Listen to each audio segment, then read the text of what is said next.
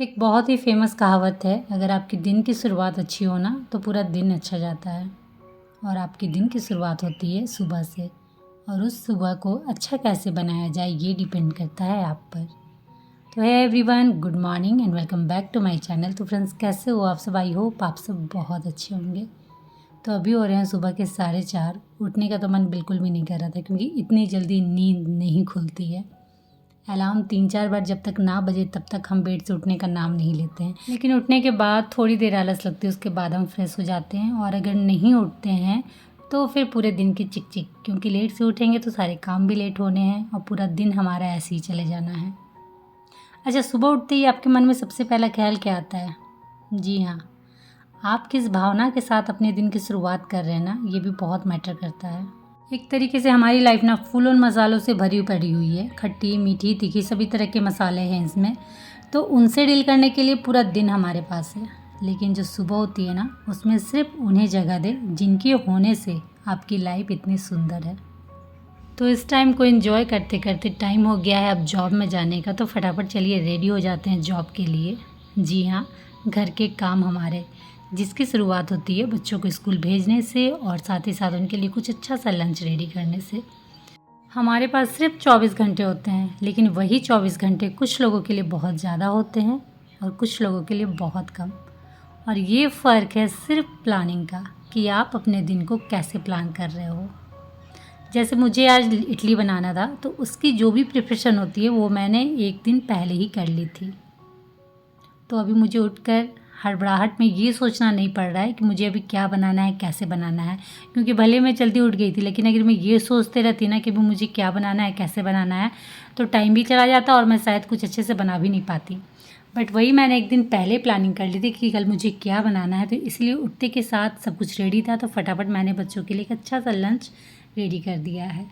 तो चलिए बच्चों को भी उठा देते हैं, क्योंकि टाइम हो गया है। उठते के साथ इन्हें भी थोड़ा सा टाइम चाहिए होता है, ताकि इनकी नींद अच्छे से खुल जाए। क्योंकि उठते के साथ ये तुरंत ना तो ब्रश करेंगे और ना ही फ्रेश अप होंगे। उठकर थोड़ा इधर उधर बैठेंगे, उसके बाद जाकर ब्रश पकड़ेंगे और उसके बाद बाकी के सारे काम होने हैं इनके। तो 1 घंटा पहले जब तक आप इन्हें नहीं उठाओ, तब तक ये प्रॉपर अच्छे से सारे काम अपने नहीं करते और ना ही टाइम पे रेडी होते हैं। तो मैं उन्हें उठाकर आ गई थी यहाँ बादाम फ्राई करने। जी हाँ, चना दाल की चटनी नहीं बनाऊँगी, आज बनाने वाली हूँ बादाम की चटनी। क्या हो रहा था ना, हर बार इडली के साथ या तो मैं प्याज टमाटर वाली चटनी ही बनाती थी या तो चना दाल की चटनी। तो बच्चों को आज वो दोनों नहीं चाहिए था, कुछ उन्हें अलग चाहिए था, इसलिए मैंने बादाम वाली चटनी मैं बना रही हूँ, जो बादाम और नारियल मिक्स करके बनाते हैं। तो मैंने यहाँ थोड़ा सा बादाम को फ्राई कर लिया था, उसके छिलके उतार लिए और उसके बाद नारियल कट करके छोटे टुकड़े में रखे थे, उन्हें ऐड कर दिया। साथ ही साथ लहसुन और मिर्चा, और उसके बाद थोड़ा सा धनिया पत्ता, और उसके ऊपर से नमक और इमली वाला पानी। उसके बाद उन सबको ऐड करके एक अच्छा सा पेस्ट बना लेना है। तो ये देखिए, यहाँ मेरी चटनी रेडी है, बिल्कुल परफेक्ट बनी है। और इसे बस अब छौंक लगाना है, लेकिन उससे पहले सांभर भी बनकर रेडी है, तो उसे मैं फटाफट छौंक लगा लेती हूँ। तो सबसे पहले तो उसे छोटे बर्तन में डाल दे रही हूँ कुकर से। कुकर धोने के लिए डाल दूँगी, क्योंकि बड़े बड़े बहुत ज़्यादा बर्तन अगर काउंटर टॉप में या किचन में दिख रहे हैं ना, तो भी किचन आपका बहुत ज़्यादा मेसी लगता है। तो मैं क्या करती हूँ ना, खाना वाना जो भी बनाती हूँ, सब्जी दाल जो भी बनता है, उसके बाद थोड़ा सा ठंडा हो जाता है ना, उसके बाद उसे मैं छोटे बर्तन में डाल देती हूँ और जो बड़े बड़े बर्तन हैं फटाफट वॉश कर देती हूँ। इससे क्या होता है ना, बहुत सारे बर्तन बड़े छोटे सिंक में नहीं होते हैं, छोटे छोटे बर्तन होते हैं, तो वो फटाफट धुल जाते हैं। तो चलिए, सांभर को मैंने छौंक लगा दिया और साथ ही साथ जो चटनी हमारी है उसे भी छौंक लगा देते हैं, क्योंकि बच्चों का टाइम हो गया है। बच्चे रेडी होकर बैठे हुए हैं, तो फटाफट उन्हें नाश्ता लगा दूँगी और साथ ही साथ उनका लंच भी पैक कर दूँगी।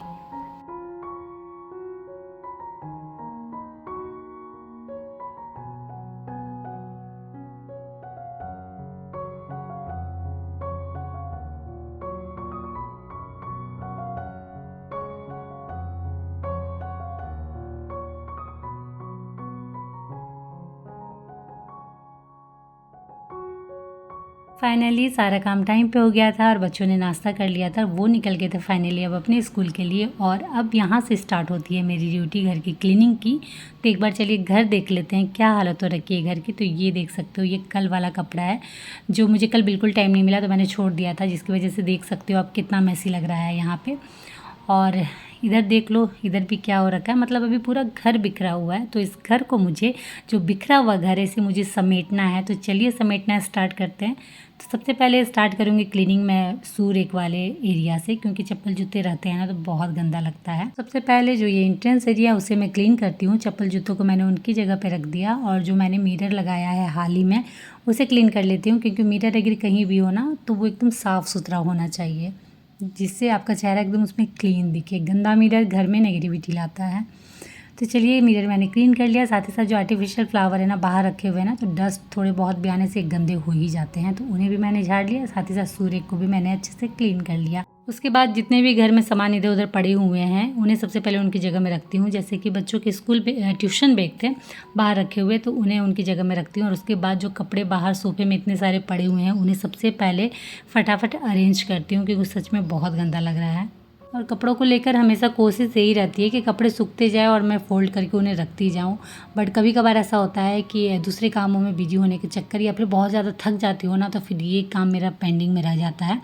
तो इसी वजह से अभी मुझे मॉर्निंग में इसमें एक्स्ट्रा टाइम देना पड़ रहा है। नहीं तो अगर मैंने कल रात में ही इसे कर लिया होता तो मुझे अभी ये एक्स्ट्रा टाइम यहाँ देना नहीं पड़ता। तो जब भी आप कपड़े फ़ोल्ड करो ना तो सबके अलग अलग करके ही फ़ोल्ड करना, ताकि आपको जाके सिर्फ में कबर्ड में जमाना है, ये नहीं कि फिर वहाँ आपको अलग अलग छांटना है कि किसके क्या कपड़े हैं।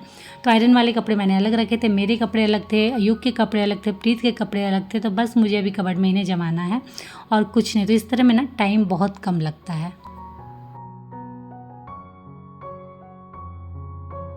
अच्छा, और एक बात मैं आप लोगों के साथ शेयर करना चाहती हूँ। आज की इस भागम भाग भरी ज़िंदगी में ना हम अपने शौक़ तो भूल ही गए हैं, और तो और शौक़ पूरा करने के लिए अलग से वक्त भी निकालना मुश्किल हो गया है।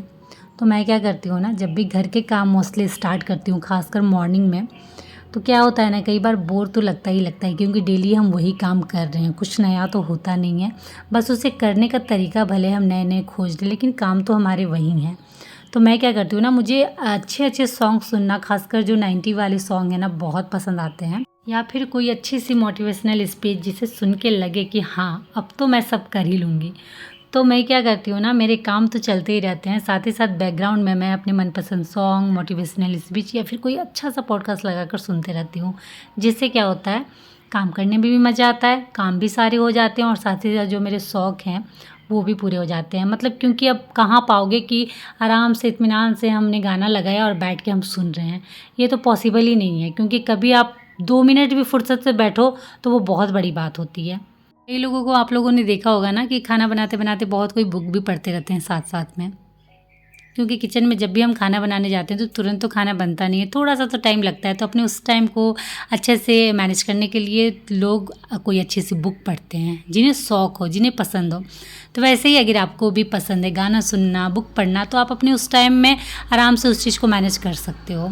और अभी ना मुझे इस वाले सोफ़े में कवर लगाना है, क्योंकि ऐसे रखे रखे ना सोफ़े बहुत गंदे हो जा रहे हैं। और ख़ासकर बच्चों के आने के बाद, बच्चे जब इसमें बैठते हैं ना, पैर उर रख के पूरा ऊपर में इत्मीनान से आराम से, उसके बाद जो पैरों में डस्ट होती है वो भी सोफ़े में पूरी चली जानी है, जिससे सोफ़े बहुत गंदे हो रहे हैं और दाग धब्बे भी थोड़े बहुत लग जा रहे हैं। तो इसमें मुझे कवर डालना है, लेकिन वो येलो वाला थ्रो देख देख के मैं बोर हो गई हूँ। तो मुझे कुछ नया ऐड करना था, बट मेरे पास कुछ भी अवेलेबल नहीं था सिवाय इस कॉटन कर्टन के, जो मैंने अपने बेडरूम में लगाया था। तो ये कर्टन अब बहुत अच्छा है, मतलब इसकी जो क्वालिटी है ना बहुत अच्छी है, और कॉटन का है, तो इससे आप कहीं भी बिछा दो, कहीं भी लगा दो ना, एकदम अच्छे से जम जाता है, बैठ जाता है और बहुत खूबसूरत लगता है। तो इसे मैं कभी कभी एज ए सोफ़ा कवर भी यूज करती हूँ। और लग जाने के बाद ना बिल्कुल समझ में नहीं आता है कि एक्चुअली ये कर्टन है, जिसे मैंने एज ए सोफ़ा कवर बनाकर यूज किया है। और सबसे बड़ी बात कि बहुत अच्छा लुक आता है, क्योंकि कई बार ऐसे भी कपड़े होते हैं ना कि आप बिछा लो तो वो उतने सुंदर लगते नहीं हैं, लुक उतना अच्छा आता नहीं है, बट इसको लगाने के बाद ना बहुत अच्छा लुक आता है। तो चलिए फाइनली जो मेरे कर्टन थे उससे मैंने अच्छे से कवर के रूप में यूज किया। मतलब ऐसे छोटे मोटे जुगाड़ लगा के ना आप अपने घर को बहुत अच्छे से डेकोर कर सकते हो। चलिए ये तो हो गया ये वाला एरिया डेकोर, और बहुत अच्छा भी लग रहा है। और कई बार आप देखोगे ना, गौर करना, आपके पूरे घर में आप कहीं भी एक जगह किसी भी चीज़ को थोड़ा सा डेकोर कर दो या फिर थोड़ा वहाँ कुछ नया ऐड ऑन कर दो, वो आपके पूरे घर को और भी ज़्यादा खूबसूरत बना देता है। जैसा कि मुझे अभी लग रहा है, मैंने वहाँ कॉटन वाले कर्टन को कवर के रूप में यूज किया है ना, तो वो एरिया ना बहुत ज़्यादा खिल के आ रहा है, जिसके चलते घर और भी ज़्यादा खूबसूरत लग रहा है।